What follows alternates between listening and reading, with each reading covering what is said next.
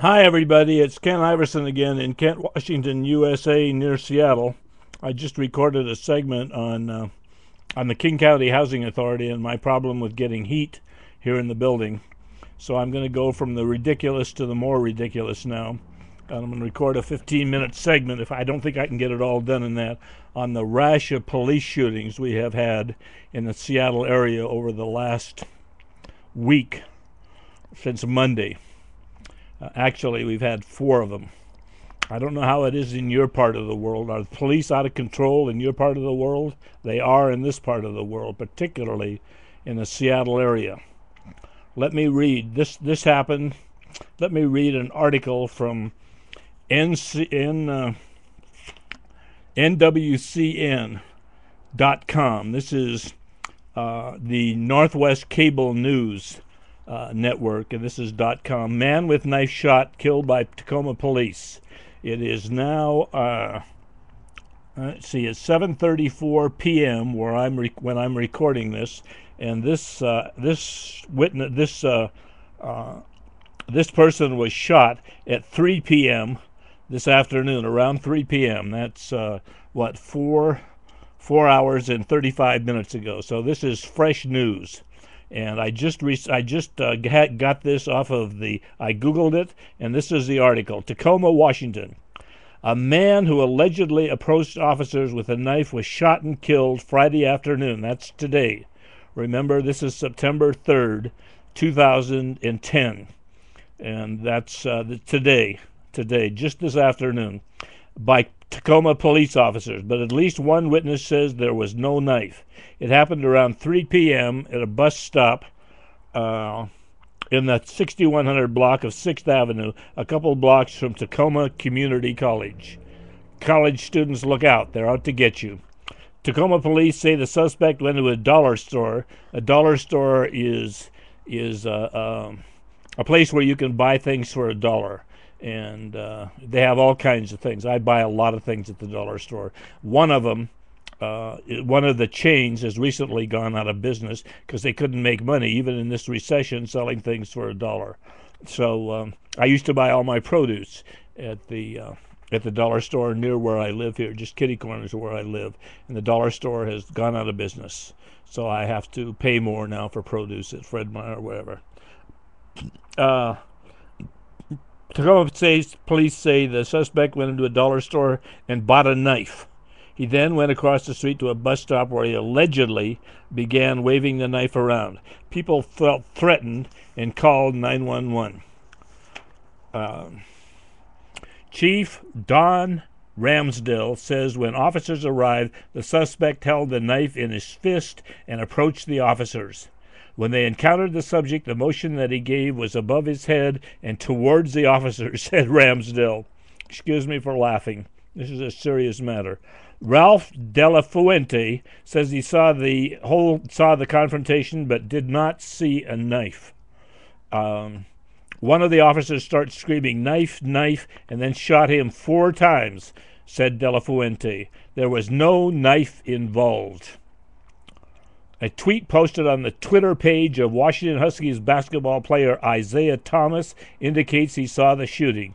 Isaiah is a very fine basketball player from the University of Washington in Seattle, which is right north of where I live. I was considering going to the University of Washington at one time before I decided on Stanford. But anyway, Isaiah Thomas saw this. It says, this is Twitter, me and at Dom Williams 253 just seen the cops shoot a homeless dude on 6th Avenue 4 times, reads the tweet. The suspect's identity has not been released, but the police say he is a 50-year-old homeless man. The other one I want to get to tonight is John T. Williams. He was also a homeless man. He was shot earlier in the week. We'll get to him in a few minutes. Both officers were placed on paid administrative leave. Why the hell do you pay them? Which is standard when an officer fires a weapon. Are you going to pay the family of this person who was shot today, the homeless person who was shot today, I suggest that you have to pay them if you're going to pay these officers for doing nothing. At least when they're doing nothing, they're not going to be out killing people. That's one saving grace. It says it's the fourth time this week someone has died in a confrontation with police in the Puget Sound area. On Monday, John T. Williams was shot by a Seattle police officer. The officer claims Williams refused to drop the 3-inch blade as he approached the officer, but some witnesses dispute that account. The next day, Kim Ramsey Hoover stopped breathing and died after being tased by a Pierce County sheriff's deputies. That same day, a suspected car thief was shot and killed by Federal Way police. Federal Way, I can drive to Federal Way. It's about 10 minutes from where I'm sitting right now in Kent, Washington, USA. And all of these shootings have taken place in an area that's probably within half an hour from where I'm sitting. I can drive there easily, or I could take the bus. So anyway, these are 4 shootings that have happened in this area, and they talk about there was an epidemic, a pandemic of swine flu. When was that? About a year ago? This is an epidemic, I submit to you. This is an epidemic with the killing of civilians by police officers. The 2 of the people, or maybe 3, we don't know yet. 2 of the 4 people were homeless people. And I say somewhat cynically and sarcastically, of course that's what you do with homeless people. You shoot them. Of course you do. And if you don't get the sarcasm in that, then I'm missing saying it. Of course you don't shoot homeless people. But that will be taking into account into the police investigation, I'm sure, that he was homeless. So let me go on here. These are the 4 that have taken place since when? Since Monday or Tuesday. Monday or Tuesday. Okay. So we have this. This is the report. This is quoting now the Seattle police chief Diaz. John Diaz, who is an Hispanic, who was recently appointed the Seattle police chief. It says here that police officer John Diaz said he has a lot more questions than answers after police officer Ian Burke fired 4 rounds at John T. Williams, 50, a wood carver who had a folding knife with a 3-inch blade and a piece of wood in his hands, allegedly. He was a wood carver. John T. Williams was a wood carver. He has 7 siblings who also are wood carvers. He's a Native American, and he has 7 siblings who also are wood carver. Of course he's going to have wood in his hand, and of course he had a whittling knife. Of course he's going to. And if you're going to shoot everybody who has a whittling knife, then you know, then have at it. Have at it, police. Also he had problems with alcohol. And I say to that, if you're going to shoot everybody who has problems with alcohol, then you're going to have to shoot a good percentage of the American population, because I talk about swine flu being an epidemic. There's an epidemic of alcoholism in this country. Believe me, there is.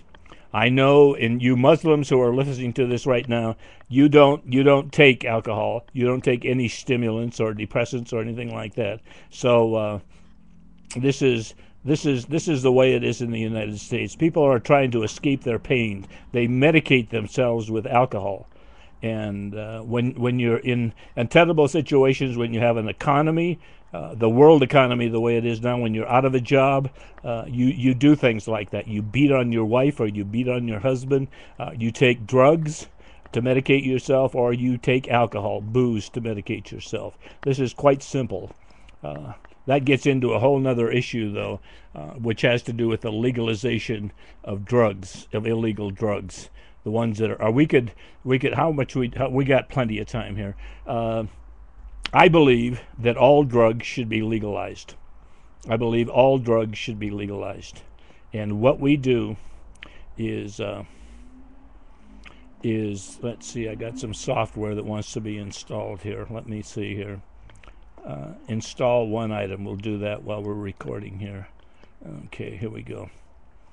Let's see. Okay, we got in. Okay, here. Well, hopefully this won't take very long.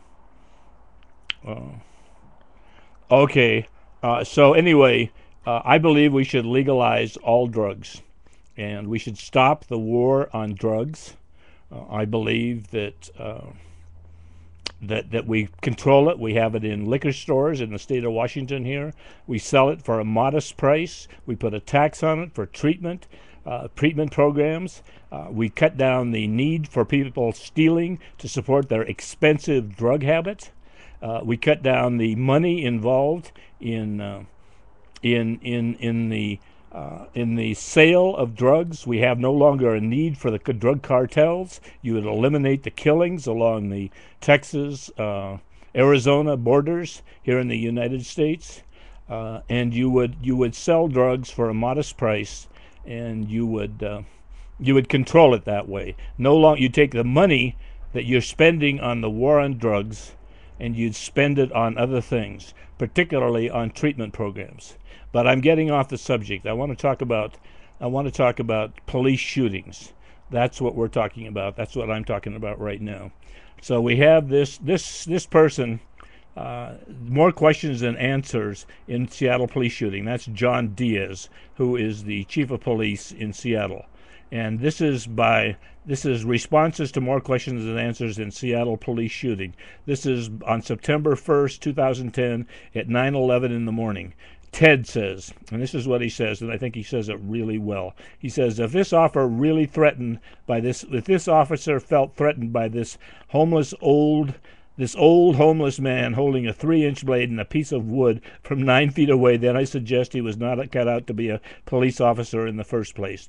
Apparently, there was a lie circulating that the old man had lunged at the officer. If this lie was promoted by a police officer or officers, it should be refreshing to see the liars thrown off the police force, since the SPD, Seattle Police Department, has been exposed numerous times for this practice, a standard one in many police forces and one that should be punished when exposed. What a shameful killing.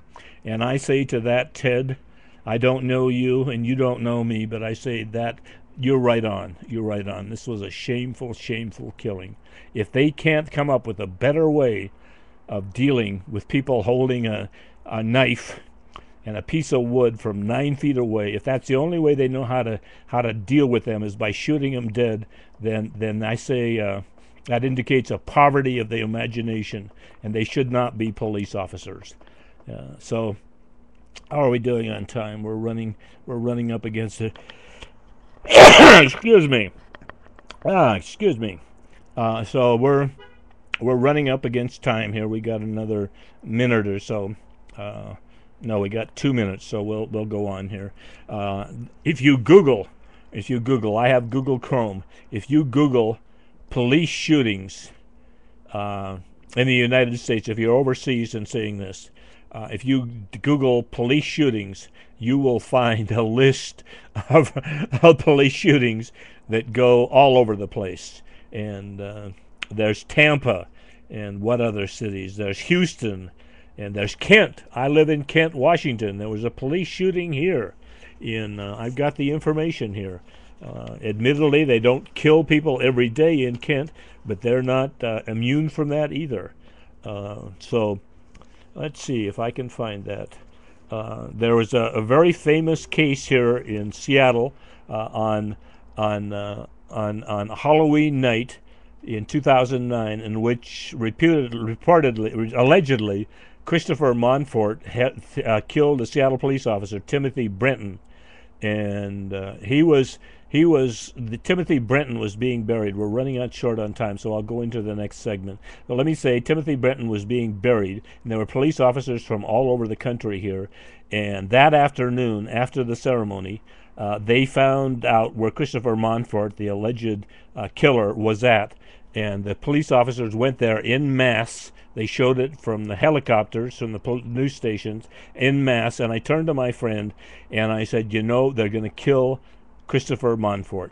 And they didn't kill him. They made him into a paraplegic. That's what they did. If they could have killed him, I'm sure they would have. They made him into a paraplegic. And I don't know what to say to that. They had blood in their eyes that day, and I expect better. I expect better of police officers. I really do. I think that that's disgraceful, absolutely disgraceful, and that's the way it is. We're out of time, so this